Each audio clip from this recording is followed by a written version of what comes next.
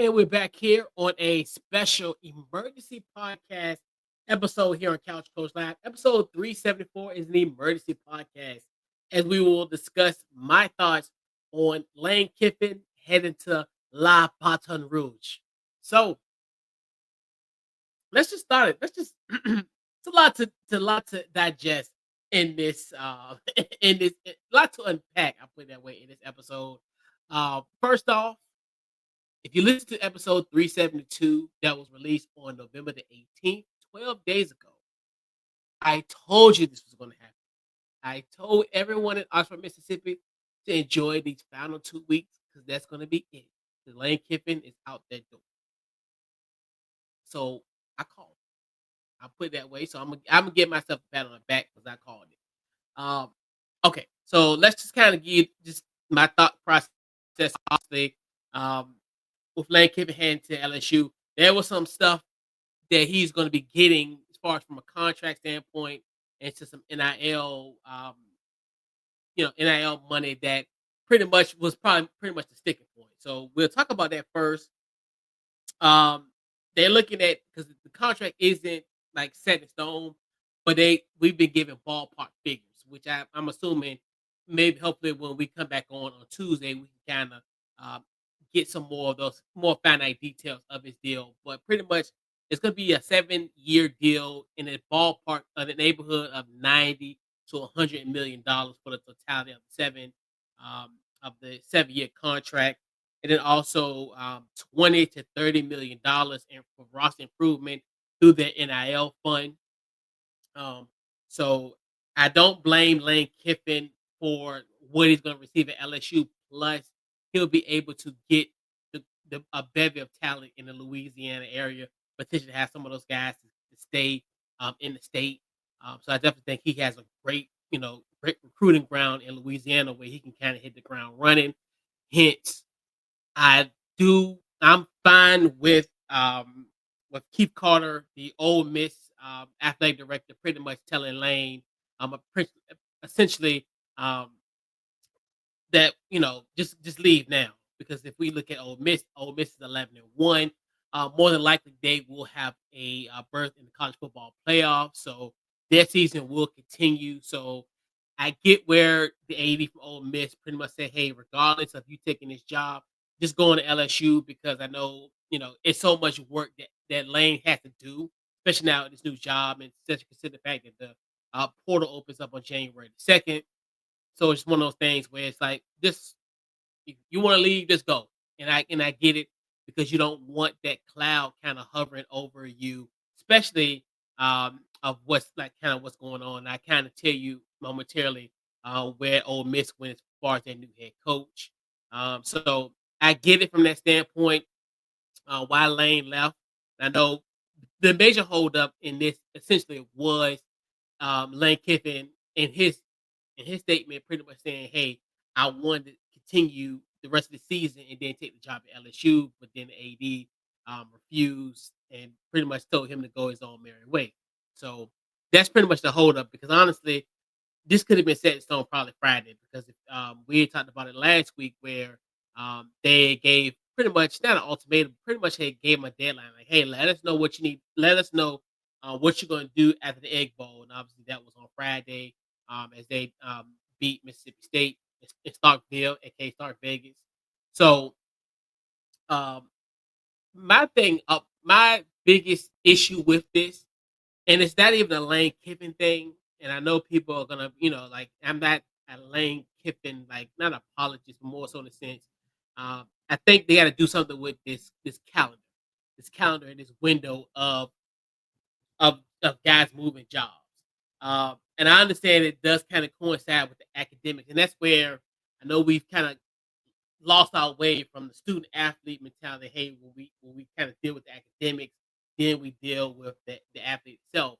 So I feel as though like the the calendar has to change because I definitely think this will happen again as far as a guy coaching a team that's on their way to the college football playoff and then exiting and going to another job. Won't be the last time this will happen.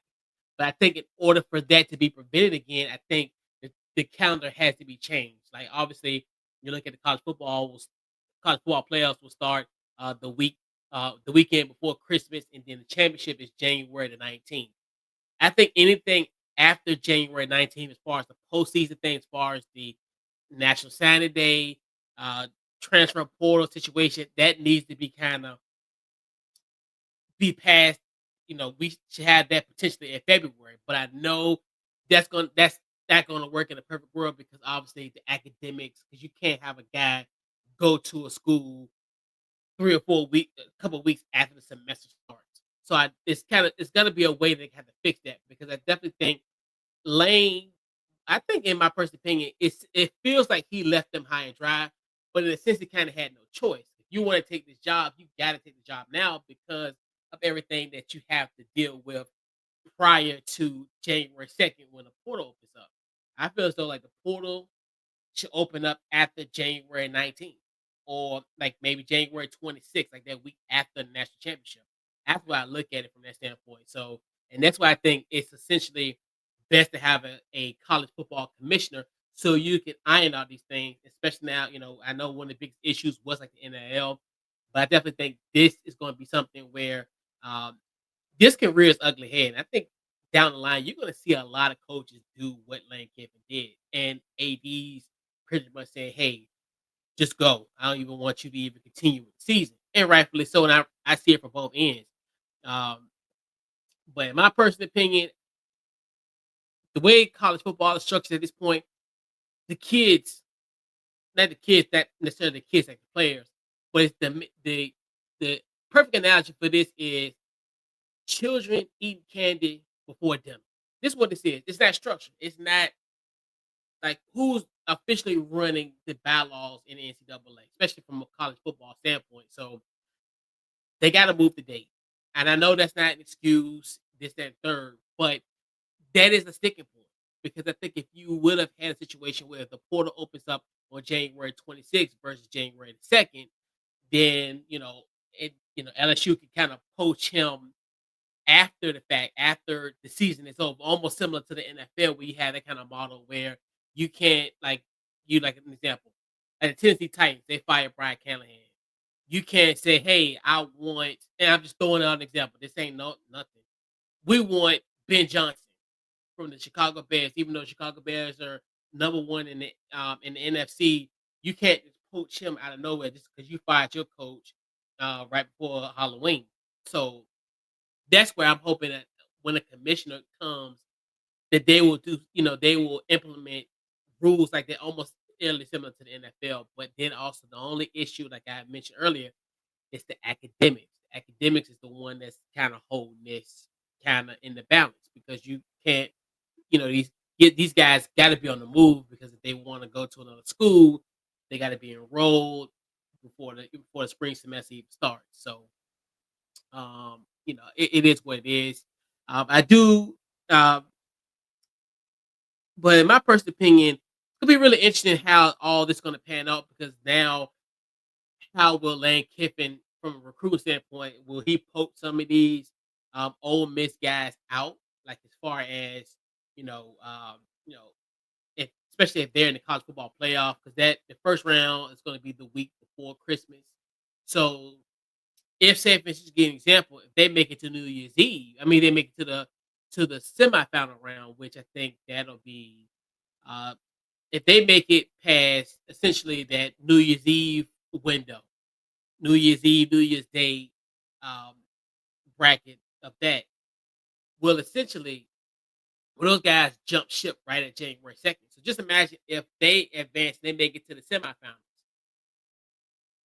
even at January 2nd, so they pass that.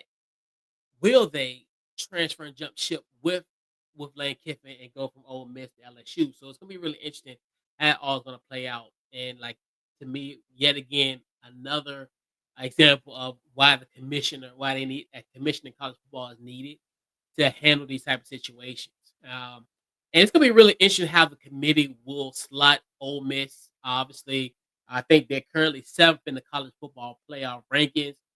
So now you're looking at Alabama and Georgia playing each other, and obviously whoever the winner of that, probably more likely will get potentially the third seed potentially, because obviously we have to think about the Big Ten, because you also have number one Ohio State versus number two Indiana playing. So it's kind of one of the things. Whoever wins that, they're going to be the number one team going to the college football playoff. Um, do Ole Miss get that bye and then they play the week of Christmas, or do they play in that first round? So it's kind of one of the things where it's going to be interesting how the committee will slot them. I definitely think on Tuesday will kind of give a good indication, because there's really not going to be any movement because of the fact of the championship game. So they're not going to be playing next week because obviously, as I mentioned, the really two championship game of note, they're going to be determined like the high seeds. Because think about it, even if you got those four teams, you still got teams that haven't um, that not going to be playing next week will be kind of slotted high. You're looking at Oregon could potentially be the opposite. They're not going to play in the Big Ten championship game, but Oregon is there as well. Um, Texas A&M. So you look at their situation, even though they had lost to Texas, but that one loss still puts them there, essentially in that spot. So it's going to be interesting how the committee looks at them on Tuesday, and I think that's going to be a real indication of how they will be. And Ole Miss now, they were quick to hire Peter Golden. That's their former, not former, but he was their defensive coordinator. Now he's been promoted as the head coach um, at Ole Miss. Just really curious how this all will play out. We'll definitely have more on this on episode 375 on Tuesday at 8:30 East Standard Time. I'll be joined with the fellas, and we'll probably do more of a deep dive. And probably discuss discuss Monday's press conference and just our overall thoughts on this move. And then obviously we'll also have a more of a clear picture as the college football playoff bracket will be released prior to us going on air on Tuesday. So this has been a special emergency podcast here on Couch Coach Live. We'll catch you guys Tuesday at our regular scheduled time at 8:30 p.m. Eastern Standard Time. And we're out.